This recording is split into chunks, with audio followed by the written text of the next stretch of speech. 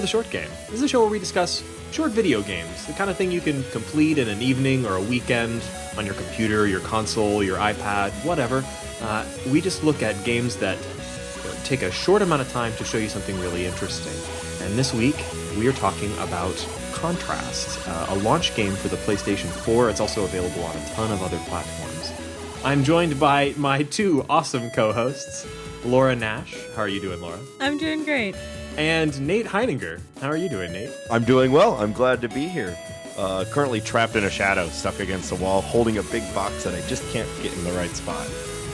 Been stuck there all day. So, how's your physics, Nate? My physics? The collisions and so on.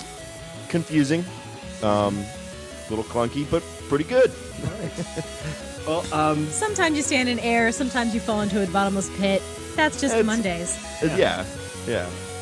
So we're talking this week about Contrast, which is an indie game by Compulsion Games. This is their first game. It's a very small studio. They're like 7 people, really tiny developer. I think this game kind of caught a lot of flack early on when it first came out. And, some of it very well deserved. But this game, this is a launch game for the PlayStation 4. And actually it launched as one of the free games for PlayStation Plus. So this is a game that if you bought a PS4 on launch day, you got this game for free.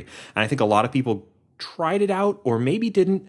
But it's also available on the PlayStation 3, the Xbox 360, I think the Xbox One, and it's also on Steam for Windows. I don't know about other... Not for Mac. Not for Mac. Not for Too Mac. bad. Okay. It's a sort of a puzzle platformer with some really interesting, unique mechanics and a really, really distinctive, interesting art style. I wouldn't say it's necessarily a unique art style because it's taking a lot of influence from other similar looking games. Yeah, well, Reagan, it's your classic, real basic cabaret shadow platformer. Exactly. That age-old genre that we've seen time and time again.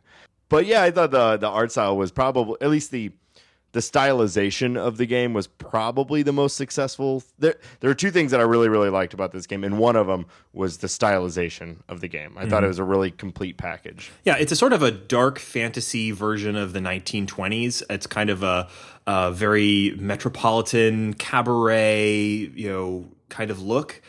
And there's a quote that the developers use absolutely everywhere. And I don't know where it's from, presumably some critic or something, because they always put it in quotation marks. It's as if Limbo and BioShock Infinite had a baby while watching Pan's Labyrinth.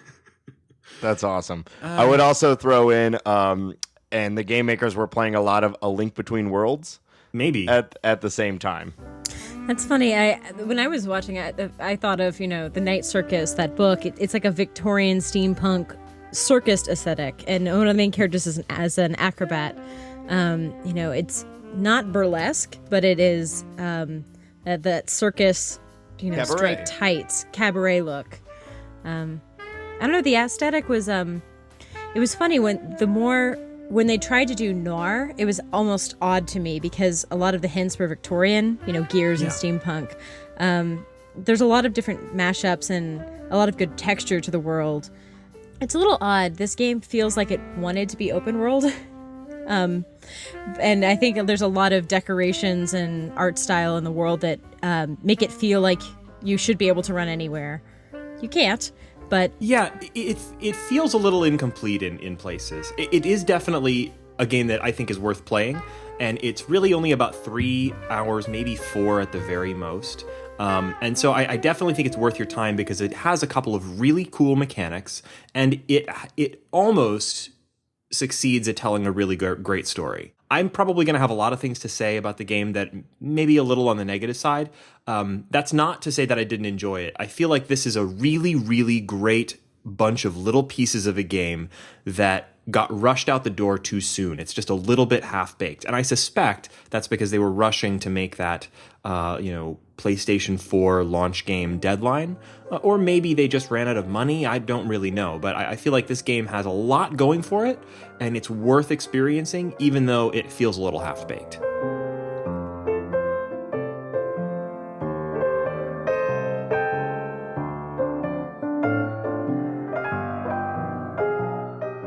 There were multiple times in this game with the way they use the shadows where I was kind of had those like wow moments, like wow, this is really cool, this is really fun, this is really inventive, and it was all when you were actually solving the puzzles. There was a lot of stuff in between that got me stuck or got caught up or fell into a random pit, or like it's the kind of same thing like the Unreal Engine, where it can be beautiful but it can also be clunky because of like invisible walls and the boundaries that they have to make. Yeah, and I was really enticed by the mechanic. In the central mechanic, we've said shadow platformer, we've said link between worlds. The idea is that you can move in both 3D and 2D space. You can merge with the wall and jump through shadows.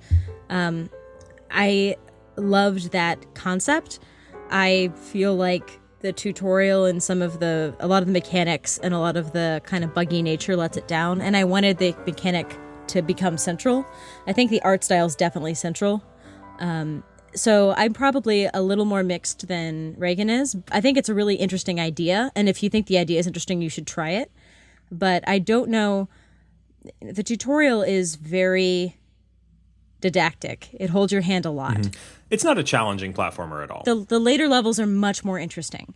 So if you're interested in this and you try the demo, I would keep going past the first phase because it's so easy. You're not going to get the depth of the mechanic that is in the game. It's not super deep, but there's a lot more after the first 45 minutes. Yeah, the game's very concerned with telling its story. And its story that it has to tell is a pretty okay one. The main character is Dee Dee, and we're not actually playing as Dee Dee. Dee Dee is a young girl in 1920s America, I think. That's also a floating island. Yeah, that's also apparently... Well, we're seeing the game mostly through the eyes of her presumably imaginary friend, Dawn.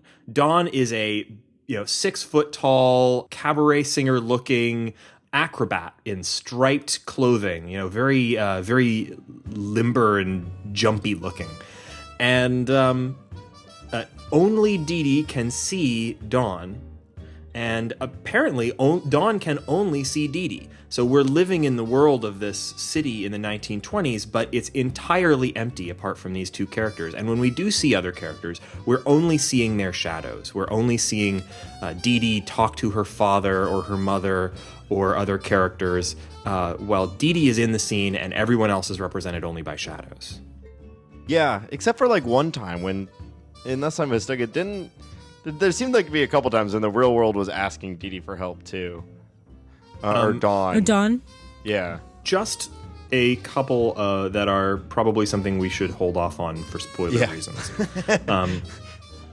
But I was a little confused about how this world works. Well, I think if you really pay attention to...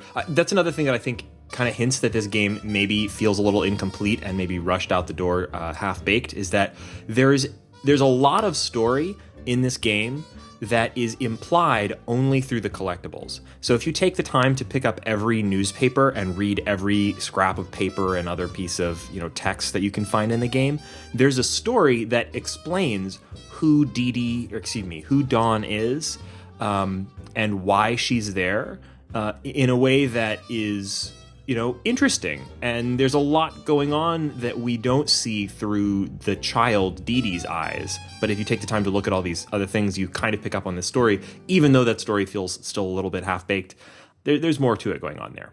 I think a full storyline, all the collectibles, and the full arc of the game was planned first, and then the games were, the levels between were truncated. And I think early on, Nate mentioned that it feels like there's a million cutscenes. And I think that's just because they might have planned a more robust game and then had to shrink the sections between. So where you might just walk down a hallway and get the next cutscene, there might have been a puzzle in some iteration of this game. Yeah. And there were some really nice sort of mixtures of cutscene and puzzle. They had this really clever thing that they did maybe only 4 or 5 times throughout the game that I wanted a whole lot more of, where there was a puzzle where you needed to get to a particular place by using the shadow mechanic. But in order to get there, you had to play back a sort of cutscene wherein the characters were projected in shadow along the wall talking to each other. And the movements of those characters sort of became your platform to get to a collectible or, whatever it was you were trying to get to. I loved that because it kind of merged those story beats with the puzzle platforming mechanic, but they only did it like 4 times, which was a bit of a bummer. Yeah, there was that really satisfying one early on where it's basically the entire screen is 2 huge silhouettes of 2 of the main characters talking, and they have a set pattern, and you have to like jump on her leg as she turns to the left, which perfectly lines up with him like kind of pointing at her, and you jump onto his finger, and it was super satisfying. And yeah, those were the best parts of the games, where it was just like a flat screen and I'm doing shadow platforming. Probably the most robust section of the game.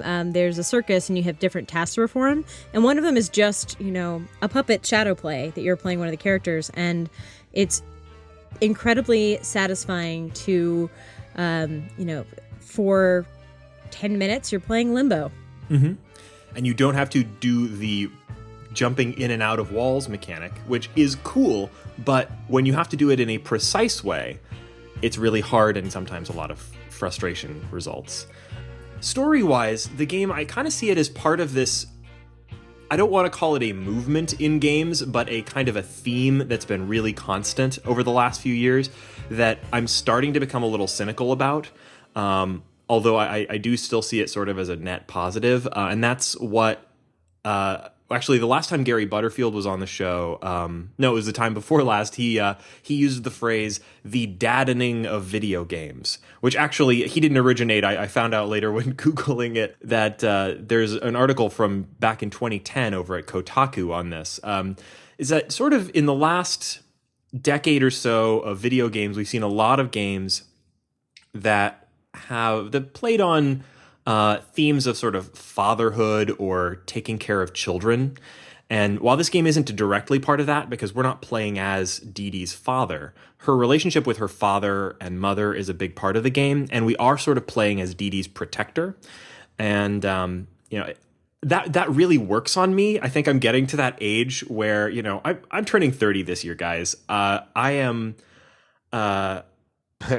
vulnerable. Everyone knows at that point you become a dad. You do. Yeah, it's just automatic. You can't do anything. That's your own personal dad. A child will just spring forth. Oh God. I am at this point where I am emotionally vulnerable to dad attacks, Mm-hmm. Like I play a BioShock game and I want to take care of Elizabeth or the little sisters. I play The Walking Dead and I want to take care of Clementine. I want to take care of Ellie in The Last of Us. I even kind of teared up at certain parts of Octodad. I mean, literally, this stuff works on me probably too well. Wait, you teared up during Octodad? But he's such a loving father. He's just a normal dad, though. Exactly. I suppose I'm dead inside because I kept being like, oh, this little girl keeps asking me to do stuff for her. I wish I could just leave her behind. She's like Midna. She just wants me to help her all the time. And I really would like to just go on. I think when I got most impatient with this small child, clearly I'm not a mother, please don't write in, is that a small child was asking me to follow her, and then she would go very slowly, and I ran faster than her, and I was like, God, I have to very slowly walk behind this child. So maybe it's because I'm not a father, I couldn't relate to this game as much as Reagan could. Maybe, I don't know. I feel like it's a little emotionally manipulative, and this game doesn't do it very well. But it does use that, it pushes the same button that those other games do. And so if that button works for you, then this game's story might as well. It's sort of a redemption of this girl's father, and her relationship with her father goes from, he's this absentee dad who seems really shitty on a basic level. Towards the end of the game, he's maybe a little bit redeemed, and her relationship with him is improved, and things are looking hopeful by the end of the game. And I don't know, it poked a button that continues to work on me, even if I wish that it didn't. Yeah, aesthetically and thematically, I kept thinking of the musical Carousel. There's a giant carousel in this game. There is a giant, yeah, makes sense. That couldn't help. It's Carousel is basically Deadbeat Dad the musical, and I think this in some ways was Deadbeat Dad the video game, where you have to keep, the dad is redeeming himself, but he needs a lot of help.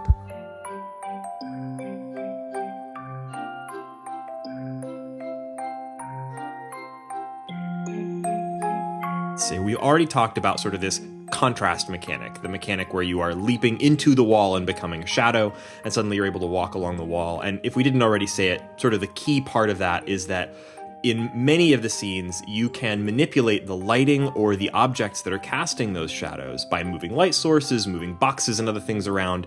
And by doing that, you're creating platforms for yourself and allowing yourself to then, jump into the wall and do something interesting. And that's really a cool mechanic when it's working. The biggest problem for me was that the 3D platforming is absolutely, so that's a 2D platforming, and that actually works pretty well. The physics in the 2D platforming feel pretty good, but when you extend that into the 3D platforming segments, it's really tricky. It's finicky. You have to do it perfectly. Yeah. Which that in itself isn't necessarily bad. I'm all for a game that requires good execution. I mean, most platformers kind of require that, but this felt like it punished you unnecessarily sometimes. I mean, she's very springy and very fast, and it requires some very tight jumps sometimes, or like just barely nicking a light part or a non-lit part when you're a shadow pops you out of the wall, sometimes all the way down to the bottom. You have to run all the way back up to the top to start the entire thing over. The weight of the character is really off. She's very light, and I guess that kind of makes sense given her sort of wispy, acrobatic look. But she's so light that it feels almost like you're not really controlling her. There's no weight to the character, and it doesn't feel solid. It feels very difficult to, get her to go where you want. And when you do, it's also very easy to just accidentally brush the controls and have her jump off of a platform or something. Yeah, I think a few times I was unsure if I was failing if my solve was incorrect or if I was only having trouble with controls. And I think often I kept thinking of Psychonauts because I had a lot of difficult times with the controls when I was playing Psychonauts. And in that game, the superb imagination and level design kept me going much, much further than I would have put up with it in other games. Here, the mechanic was really interesting. There's a lot of the punishment of, in many platformers, if you have the right idea and you're trying to get the execution. Here, the execution was so iffy that I questioned if I had the idea correct. Well, that makes a game entirely unsatisfying when you are struggling on many levels. Yeah. I never really felt like I didn't know the solution to a puzzle. And I often felt like I knew exactly what I needed to execute. And then when I couldn't, it didn't feel like it was my failing. It felt like a controls issue. And maybe it was me, but the controls were really tricky it was tricky to get right. Particularly those moments when you were transitioning from inside the wall to out. There were a lot of moments when, and when it worked, it was pretty cool. But when you'd have to jump from one wall to another, for example, and pass through an area where you'd have to quickly toggle from, shadow mode to 3D mode and then back to being a shadow again. And those moments of transition were so finicky. You had to be in such exactly the right spot in order for it to work. That it added a lot of frustration where I didn't think it was really intended. There was one really early on in the game that I thought that maybe my controller, because I was kind of playing a weird setup on this. I was playing with my DS4, my DualShock 4, on Windows through Parallels on my computer. But I do that for all the Windows games we played. I did that for Brothers, A Tale of Two Sons, A Tale of Redundant Titles. And that game is more graphically intense than this game, and I never had any problems. And that game is hardcore about button precision. And there's this a thing early on in this game. It's cool looking. It's a cabaret sign, and you morph into the wall, and the girl follows you with a spotlight as you run across the cabaret sign, jump across, and then morph back into the other side. I don't know what it was. I could not do this jump. I died about 6 times myself. It's not just you. And every time you fall, it would warp you back all the way around to the other side of the island, and I had to run around this building and go through it again and start it over.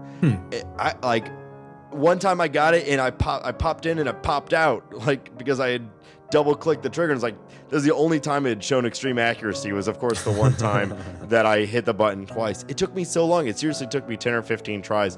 And I was like lining it up and knowing that I pressed the button. And finally, I was just ran my head into it enough times that I eventually got it. And I was certain that there was something that I was doing wrong. But as I played the game a little bit more, it's just like, no, Yeah. it's that finicky. Yeah, I'm still not sure. I believe I correctly solved a puzzle at the end, but I'm not sure if I just took advantage of a glitch. I thought that was the correct way to solve the puzzle. Which one was that? At the lighthouse, there is a puzzle of getting a box from one floor to the next, and the method I had involved some odd jumping, getting a box in place, and killing myself and warping to the right spot, and it worked perfectly. But I still am not sure if that is the canonical solve, and I feel like there's a lot of places where that's what I said when I wasn't sure if I was doing the correct solve, because it was hard to tell what was a cool mechanic I'd stumbled upon, and what was a developer glitch that I was taking advantage of, and they're impossible to tell the difference between the two. Yeah. And most of the bugs I encountered were of that sort, which were things where, it really didn't make a huge amount of difference either way. And if anything, it let you progress in an interestingly, in a way that maybe wasn't planned for, something like that. But there were a couple of game-breaking, like serious bugs. And there's one in particular that, and I think this game is fun, and I think this game is worth playing. It's pretty, and there's a pretty good story, and it's totally worth your time. But we're shitting on it a little bit more than our average because this game sort of sits on a border where this game got a lot of 4.5 out of 10 type reviews. I think that's a little unfair, but it's justified. And the biggest frustration I had with the game was very near the end. There's a bug that apparently was a well-known bug that recently got patched. And I'm talking about very recently. This game came out in 2013, and there was a patch for it sometime in the last several weeks, like not long ago. And the patch notes said, we fixed the problem with locking on the spotlight at the top of the lighthouse. And I thought, okay, good, that's fixed, right? And then I go up to the top of the lighthouse, and I wasn't able to lock on the spotlight. Well, it turns out that if you install the game and then you start up a new game and then install that patch, which is what happened for me, that patch doesn't really have an effect. So I got to the top of the lighthouse, and I wasn't able to lock on the spotlight, which is a trigger for the end of the game. Like you cannot progress. And the end of the game is... There's 5 minutes left of the game at that point. Yeah, exactly. And so I wasn't able to progress any further. And so I had to, start over from the bottom of the lighthouse, which is a fairly long level, maybe about half an hour, and work my way back up to the top. And it still didn't work the second time. So I tweeted at the developers, and they suggested uninstalling and reinstalling the game, which I then did, and it worked on my third try.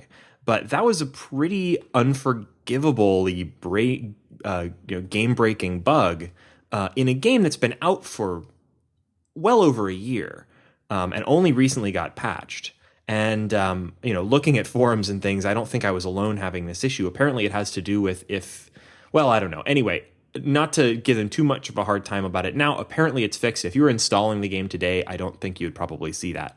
But because I installed it just before they patched that issue, even though I got the patch, because I started before that, I don't know. It didn't work. And it was a very frustrating issue until I did a lot of Googling. For a game that is so short, it's pretty unforgivable to have such a game-breaking bug like that crops up, months and months after the game's release. And Nate, you ran into a problem too, right? Well, and this is where this might just be on me personally, but the game was crashing a lot. And now, again, I kind of already explained my setup, but my computer is good, and I run this all the time. I played Skyrim on mass settings, and I know that game came out in 2011, but still, it was pretty intense. Played Brothers, max settings. I've played most games on max settings. This game was glitchy, frame rate dropping and lagged for me, and literally crashed multiple times, and I had to start back over. I did the Tortuga's Revenge like 5 times. And that might have just been on me. I don't know. Maybe my computer is being strange, but that doesn't usually happen. So that was a little frustrating. Yeah, and I should say I was playing on the PlayStation 4, so like this is, there's no configuration related to my setup. This was just playing the game as intended. Dropped it down to like low settings and everything, and I still had some issues. But yeah, I do want to reiterate too. Like while we were playing this game, we have our group chat, and I know I said multiple times throughout it, like there are some extremely satisfying parts of this game, to me at least, when it's working, when the shadow mechanic is working. It was a lot of fun. I loved there's a part where you have like silhouettes or cardboard cutouts, and you need to like line them up perfectly to do like a perfect jump from shadows to real world. I thought that was really cool. The puppet show thing you were talking about was a ton of fun. It's a great proof of concept, and it's got a lot of moments that I think are really worth it. And because the game is so short, it's only about 3 hours. If you're interested in seeing the kind of work that this really interesting indie dev is doing, I would check these guys out. And they have another game coming out really soon that I think also looks really promising. And I think we've talked about it a little bit on a previous episode as well, right? What's it called again? We Happy Few is set in an alternate London where the city did something horrible in World War II, and everyone has decided to take pills to forget about it. And you have decided you're not going to take pills, and people are going to beat you down for that decision. So it's a survivalist game. You're running around, and you can take these joy pills, but they will overdose and leave you hungry and starving, and so it's kind of a procedurally generated survival game. So it's more for a hardcore audience, I think. But there's great. It's got a really great design. It has, it reminds me a great deal of elements of BioShock, and it's got this very cool 60s aesthetic. I think it looks really promising and interesting. And I think that because I think it's a first person perspective, and I think it's a little more conventional in terms of controls, I think it's going to be something that's going to be a little easier to nail. The really inventive shadow jumping mechanics here are what really made this game interesting, but they're also partly what made this game so vulnerable to the kind of issues that we've been complaining about here. I think that We Happy Few looks like it's going to take a lot of the cool ideas that this developer or this group of developers have, and maybe show them off in a more interesting, in a more achievable kind of way. Yeah, the nice thing about a survival horror game is you're crafting your own narrative, and you can stumble upon world-building pieces, which this game has many of it, but the pressure to achieve a linear storyline isn't as great. So I'm really looking forward to it because I think they've got world building down pat. The collectibles hinted at a much larger story, but when they had to show it in the cutscenes, when they had to show it more explicitly, I feel like that's when I felt less immersed. So I'm really excited We Happy Few because it's all environmental exploration. And they got that in this game.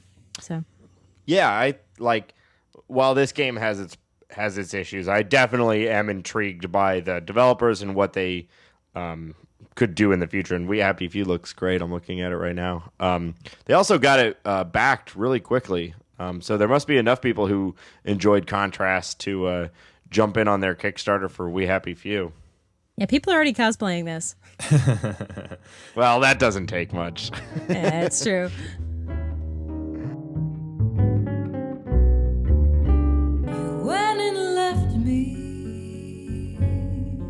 But you never really leave me, no matter what I do. I don't mind when I dream that I've been scalded by steam, but I try not to dream about you. So you guys have any final thoughts on Contrast? Yes, I think that it's worth playing. There are Don't sound too enthusiastic there, Nate. Yes, I think it's fantastic. I think it's worth playing. I think it's good. I think that I love to see people trying stuff like this, playing around with the engine, playing around with worlds. It's obviously clunky. I think it's missing a coat of polish that would have really tied everything together. It's $15. I know it goes on sale often.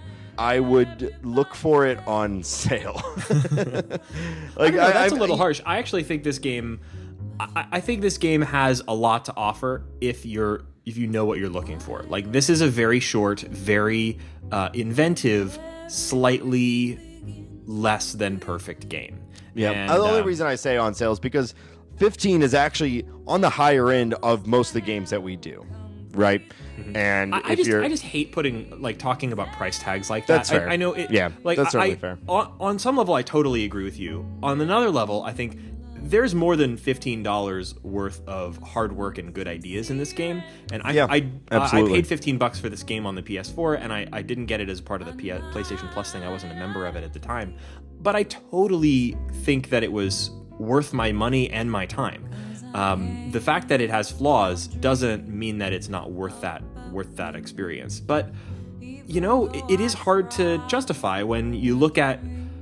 There are a lot of really amazing indie devs putting out amazing work at this incredibly tiny price point, $15-$20 a game. So it feels dirty to say, but yeah, I get what you're saying, Nate. Yeah, it's the wait for DVD type of recommendation, sure, rather than rush out and see it the same weekend, the movie equivalent. And I hate to say that do. I hate to say that I'm a little more hesitant just because the tutorial and the first couple levels are just not that captivating. I think if I wasn't playing for the game, the first 30 minutes, 45 minutes is very heavy on the cutscenes. There's not a lot of inventiveness.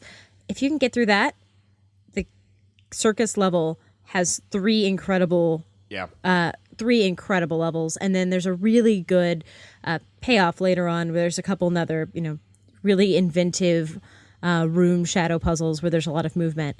But I think early on, you just have to know that there's going to be a lot of tiny micro puzzles where the game is rewarding you for not a lot of effort. Mm-hmm. And that tends to rub me the wrong way.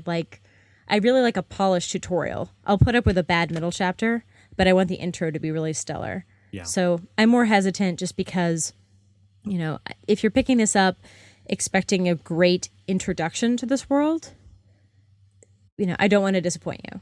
And I think that the intro was disappointing, but then after that, they had the mechanics built, the game got a lot better. Yeah, the second act, which is the circus thing, it's super strong. From start to finish, it was fun.